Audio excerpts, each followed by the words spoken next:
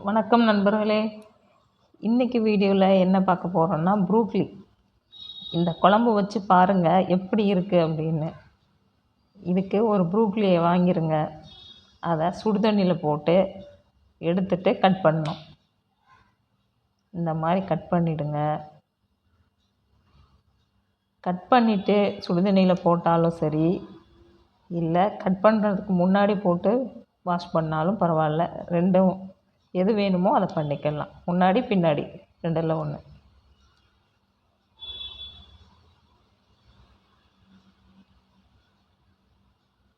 அவ்வளோதான், தண்ணி வடிஞ்சிருச்சு. இப்போ இதுக்கு என்னென்ன தேவை அப்படின்னா சீரகம், சோம்பு, வெங்காயம், பட்டை, கிராம்பு, ஏலக்காய், தக்காளி. இப்போ சட்டி சூடாகிடுச்சு. கருவேப்பிலை, பிரிஞ்சி லீஃபு, ஏலக்காய் போட்டாச்சு. அது கூட சீரகம், சோம்பு 1 டீஸ்பூன் போடுங்க, மிளகு 1 டீஸ்பூன், எல்லாத்தையும் போட்டு நல்லா வதக்கிடலாம். அப்புறம் பட்டை மிளகா, சிவப்பு மிளகா, அது ஒரு 4 பீஸ் போடுங்க.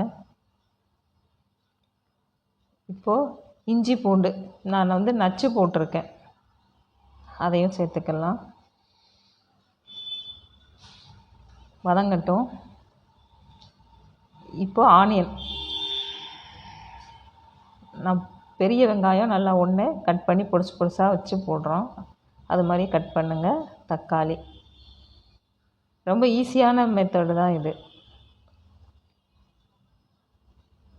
வதங்கட்டும் தக்காளியும்.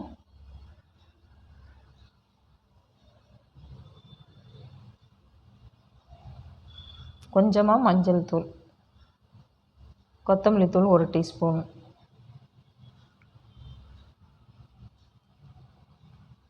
மிளகாத்தூள் 1 டீஸ்பூன் போடுங்க. கரம் மசாலா 1/2 டீஸ்பூன் போதும். எல்லாத்தையும் நல்லா மிக்ஸ் பண்ணி வதக்கிடலாம். கருகிடக்கூடாது, கருகுனா டேஸ்ட்டு போயிடும்.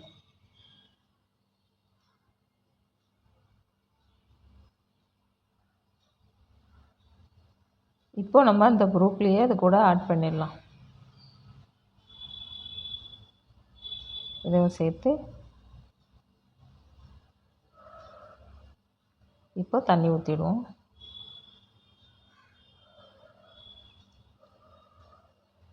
நல்லா கொதிக்கட்டும். கொதித்ததுக்கப்புறம்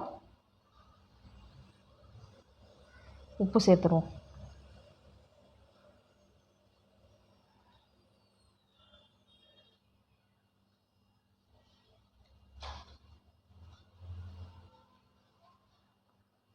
நல்லா கொதிச்சிருச்சு பாருங்கள். அவ்வளோதான், ரெடி.